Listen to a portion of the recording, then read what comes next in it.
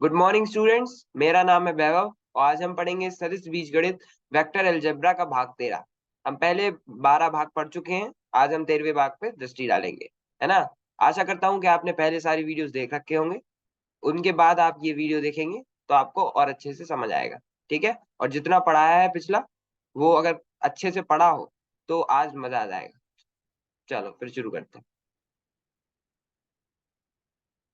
हैं। तो आज हम पढ़ेंगे एक सदिश का किसी रेखा के साथ प्रक्षेप। प्रक्षेप मतलब projection of a vector on a line. ठीक है, मतलब कहने का मतलब सीधा है। मान लो एक सदिश है, ठीक है, ये सदिश है और यार ये एक लाइन हो गई। ठीक है, ये सदिश है, ये एक लाइन हो गई। तो इस सदिश की इस वाली लाइन पर जो परछाई होगी, है ना, इस सदिश की इस लाइन पर जो परछाई होगी उसे हम प्रक्षेप बोलते हैं। उस सदिश का क्या बोलते हैं? प्रक्षेप। मतलब इस सदिश की जो परछाई होगी उसे हम प्रक्षेप कहते हैं। ठीक है, और आज हम उसी पे चर्चा करेंगे। ठीक है, उसके बाद हम थोड़ा प्रेक्षण देखेंगे। ठीक है, चलें शुरू करें, ये मजा आएगा। ये आपकी पुस्तक में 10.6.2 में दिया है, तो आप वहां से जाके एक बार पढ़ जरूर लेना ताकि और अच्छे से समझ में आए। इसे पढ़ने के बाद और अच्छे से प्रश्न। ठीक है, चलो फिर आगे बढ़ते हैं। तो एक सदिश का किसी रेखा पर साथ प्रक्षेप मतलब projection of a vector on line. ठीक है, तो चलो फिर शुरू करते हैं। मान लीजिए कि एक सदिश ए बी किसी दृष्टि रेखा एल के साथ वामाव्रत दिशा में थीटा कोण बनाता है। अब ये क्या बोल रहे हैं?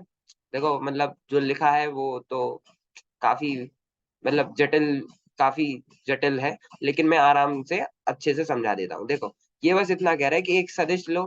ठीक है, एक सदिश हो गया ये, जैसे यहाँ देख लो, एक सदिश हो गया ए बी। ठीक है, एक ए बी सदिश ले लिया और एक एक रेखा ले ली एल। ठीक है, ये हो गया सदिश ए बी, एक रेखा ले ली एल। इतना समझ में आ गया? ये होगा ए बी सदिश और एक रेखा एल लेगी, और एल से ए बी सदिश के बीच में जो कोण है, एल और ए बी सदिश के बीच में जो कोण है उसे हमने कह दिया थीटा। क्या कह दिया? थीटा। उस कोण को हमने थीटा कह दिया। ठीक है, अब तब ए बी का एल पर प्रक्षेप एक दिशा पी मान लीजिए, पी सदिश मान लीजिए, जिसका परिमाण ए बी कॉस थीटा है और जिसकी दिशा का एल की दिशा के समान अथवा विपरीत होना। देखो, कहने का मतलब ये है कि ये ए बी सदिश हो गया, ये एल रेखा हो गई, है ना, एल रेखा हो गई। अब ये एल रेखा पे हमने ए सी सदिश मान लिया। क्या मान लिया? ए सी सदिश, और इसको हमने पी मतलब पी सदिश बोल दिया। ठीक है, तो ए सी सदिश क्या हो गया? पी सदिश। और पी सदिश और ए बी सदिश के बीच में जो कोण है वो हो गया थीटा। ठीक है, इतना समझ में आया? क्या किया? एक ए बी सदिश लिया, एक रेखा ली, उसी रेखा पे हमने एक एसी सदिश मान लिया। क्या मान लिया? एसी सदिश मान लिया, और उस एसी सदिश को हमने पी सदिश बोल दिया। ठीक है, कुछ नहीं किया, ये बी सदिश, ये पी सदिश मतलब एसी सदिश। और पी सदिश या एसी सदिश जो ए बी सदिश के साथ कोण बनाता है उसे हम थीटा बोलते हैं। क्या कहते हैं? थीटा। बस इतनी सी बात है, यही ये समझाने की बात कर रहे थे। ठीक है, और हाँ, इसका परिमाण क्या होगा? A B cos theta. अब ये देखो, अगर मान लो कोई सदिश ए बी है, ठीक है, अभी यहाँ कुछ है नहीं तो इसी से समझ लो। ठीक है, अभी मान लो कि ये एक सदिश होगा ए बी, ए बी, ठीक है, ये ए बी सदिश है। ठीक है, और ये किसी किसी रेखा के साथ थीटा कोण बना रहा है। ठीक है, थीटा कोण। तो इसका जो प्रक्षेप होगा, तो इसका प्रक्षेप अगर ये थीटा है, ठीक है, ये कोण अगर थीटा है, तो इस सदिश का प्रक्षेप इस अक्ष के साथ, किसके साथ? जिसके साथ थीटा है ना, इस अक्ष के साथ क्या होगा? Cos theta. उस सदिश का कॉस थीटा। कैसा? कि मान लो अगर ये ए बी है तो ये वाला क्या होगा? ए बी कॉस थीटा, है ना। अगर ये ए बी है तो इसे हम ए बी कॉस थीटा कहेंगे। ठीक है, समझ आ रहा ना? ये हम उसके घटक निकाल रहे हैं, इस सदिश के घटक निकाल रहे हैं। ठीक है, तो जो वो इस अक्ष के साथ बनाएगा वो होगा इस सदिश का कॉस थीटा। ठीक है, तो ये होगा ए बी कॉस थीटा। और अगर वो इस अक्ष के साथ बनाता है जिसके पास थीटा नहीं है, मतलब थीटा इस और इस रेखा के बीच में है ना, इस और इस रेखा के बीच में तो है नहीं, तो ये वाला होगा ए बी कॉस थीटा और ये वाला होगा ए बी साइन थीटा। अभी हमें ए बी साइन थीटा से कोई लेना देना नहीं है, लेकिन अभी हमें ए बी कॉस थीटा का काफी उपयोग है। तो ये अगर ए बी सदिश है, ये वाला क्या हुआ? A B cos theta. A B की अगर मान लो ये सिर्फ पी है ना, ये पी है, तो भी ये क्या होगा? पी कॉस थीटा, और ये वाला क्या होगा? P sine theta. क्या? अगर ये पी है तो ये पी कॉस थीटा, ये वाला पी साइन थीटा। समझ में आया? ठीक है, तो इसका परिमाण क्या होगा? इस पी सदिश का या एसी सदिश का परिमाण क्या होगा? A B cos theta. क्यों? इस सदिश के साथ ये थीटा कोण बन रहा है ना, इस सदिश के साथ ये थीटा कोण बन रहा है, और ये सदिश का नाम ए बी है, तो ये क्या AC क्या होगा, ए बी कॉस थीटा, है ना। अगर ये AC यहाँ पे होता इसकी जगह, अगर ये AC ऐसा होता जो 90 डिग्री का कोण बना रहा होता है यहाँ, ऐसा ऐसा, तो ये वाला क्या होता, ये होता ए बी साइन थीटा, क्या होता, ए बी साइन थीटा। समझ में आया क्या, कोई दिक्कत नहीं, चलो फिर आगे बढ़ते हैं। इस बात पर निर्भर है कि cos थीटा धनात्मक है अथवा ऋणात्मक। सदिश P को प्रक्षेप सदिश कहते हैं और इसका परिमाण P सदिश निर्दिष्ट रेखा L पर सदिश AB सदिश का प्रक्षेप कहलाता है। उदाहरणतः निम्नलिखित में से प्रत्येक आकृति में सदिश AB का रेखा L पर प्रक्षेप सदिश AC है। देखो कहने का मतलब ये है कि अब ये जो L है, जो AC सदिश है ना, AC सदिश है, तो ये ऋणात्मक होगा या धनात्मक होगा, इससे पता चलेगा कि उसकी दिशा कौन सी है। ठीक है, अगर ये धनात्मक होगा तो उसकी दिशा ये होगी, और अगर वो ऋणात्मक होगा तो इसकी दिशा ये वाली होगी। ठीक है, समझ आया। और और इसका जो ये जो P सदिश है, सदिश P सदिश, ये AB सदिश का प्रक्षेप कहलाता है। ये हमने अभी पढ़ा है ना, कि इस सदिश की जो परछाई होगी यहाँ पे, वह उसकी प्रक्षेप होगी।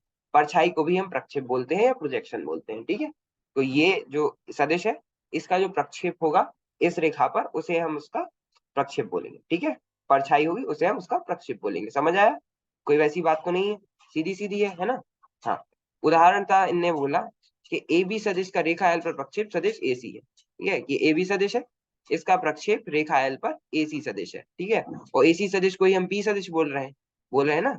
तो P सदिश क्या है, इसका परिमाण क्या है, AB cos थीटा। AB क्यों, ये AB सदिश है क्योंकि, और ये थीटा कोण बना रहा है AC के साथ, तो AC क्या आएगा, AB cos थीटा। ठीक है, कोई दिक्कत नहीं, चलो फिर आगे बढ़ते हैं।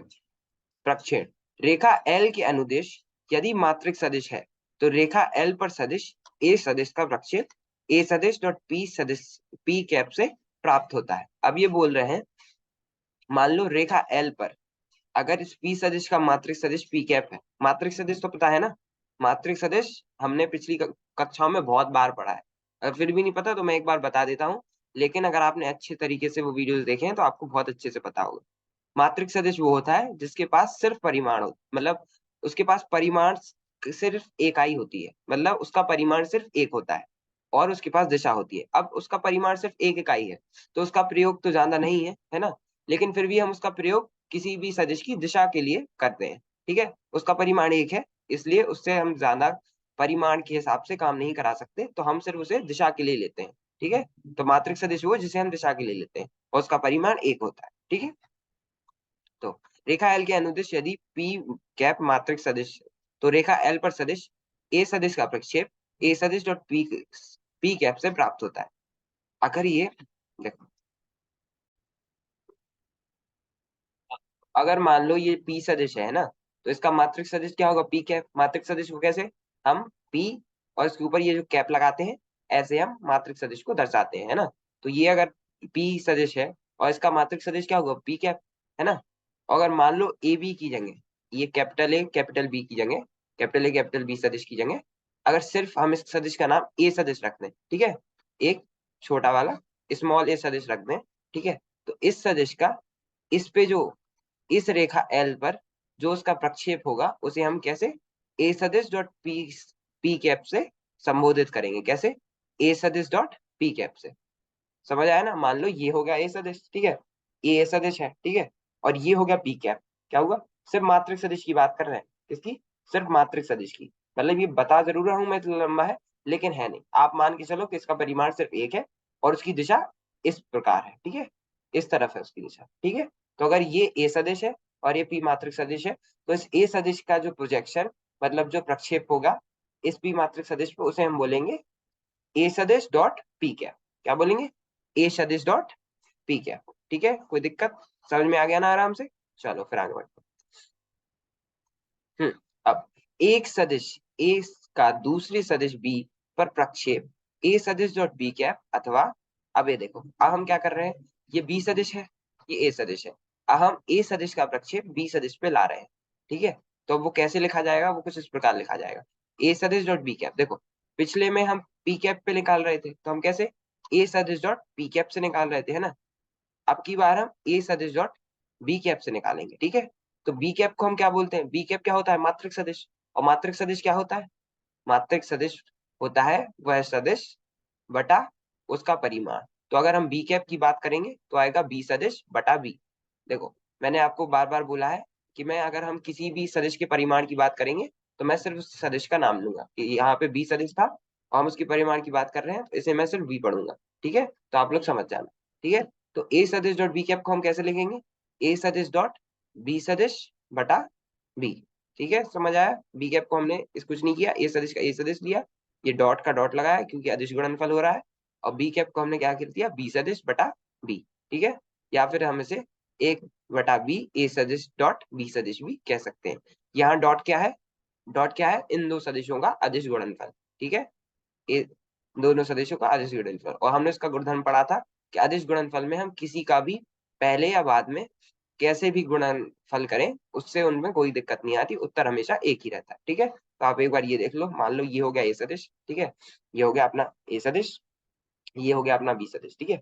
ए सदिश है, ये यहाँ पे, अरे कैसे, हाँ, ये ए सदिश है, ये हो गया अपना बी सदिश, ठीक है। इसकी दिशा इधर मत मानना, इधर मान लेना, मैं ऐसे ही समझा पाऊंगा क्योंकि, ठीक है, इसकी दिशा उल्टी ले लो, ठीक है। तो ये हो गया अपना ए सदिश, ये हो गया अपना बी सदिश, इसकी जो परछाई पड़ रही है बी सदिश पे, इसे हम बोलेंगे ए सदिश डॉट बी कैप, है ना। मतलब ए सदिश डॉट बी कैप, और बी कैप को हम कैसे, बी कैप को हम बी सदिश बटा बी, मतलब बी कैप को हम बी सदिश बटा बी भी लिख सकते हैं। यहाँ बी क्या है, बी सदिश का परिमाण, ठीक है, या फिर एक बटा बी, और कोष्ठक के अंदर ए सदिश डॉट बी सदिश, मतलब ए और बी, ए सदिश और बी सदिश का अदिश गुणनफल, ठीक है, ये प्राप्त होता है। तो समझ में आ गया, यहाँ पर ओ क्या है, ये ओरिजिन है, मतलब यहाँ पर सब शून्य शून्य और शून्य, ठीक है, पक्का। चलो फिर आगे हम्म तो आज के लिए हम इतना ही रहने देते हैं। बाकी आज हमने क्या पढ़ा, एक सदिश का किसी रेखा के साथ प्रक्षेप, projection of a vector line, और हमने कुछ प्रक्षेपण देखे, ठीक है। तो ये समझ आ गया ना, एक बार ये वाला देख लो, इसमें कुछ नहीं था। देखो प्रक्षेप सीधी सीधी है, आपको कुछ याद नहीं रखना, बाकी जो प्रश्न आएंगे वो सिर्फ अगर आपको ये पता होगा तो हो जाएगा कि ये कोई सदिश है, कितना याद रखना है, ये एक सदिश है, ठीक है। इसकी इसका जो प्रक्षेप है वो यहाँ और यहाँ हो सकता है, ठीक है। जब यहाँ होगा तो ये, अगर यहाँ थीटा होगा, थीटा के साथ वाला जो अक्ष होगा, है ना, थीटा के साथ वाला जो अक्ष होगा वो होगा ए बी कॉस थीटा, और थीटा के इधर वाला, मान लो ये थीटा है लेकिन हम इस अक्ष की बात कर रहे हैं, ठीक है, तो वो होगा A B sine theta. Sine theta के बारे में अभी जो अगला अगला चैप्टर है उसमें हम बात करेंगे।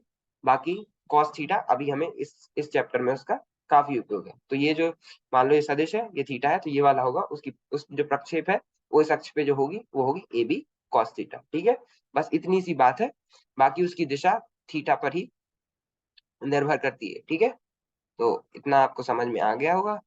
बाकी अगली कक्षा में हम थोड़ा सा बाकी है, मतलब सदिश का प्रक्षेप अभी थोड़ा सा और बाकी है। ये आपकी बुक में, मैं बार बार बोल रहा हूँ, ये आपकी बुक में 10.6.2 में दिया है, तो एक बार उसे ध्यान से पढ़ लेना, ठीक है।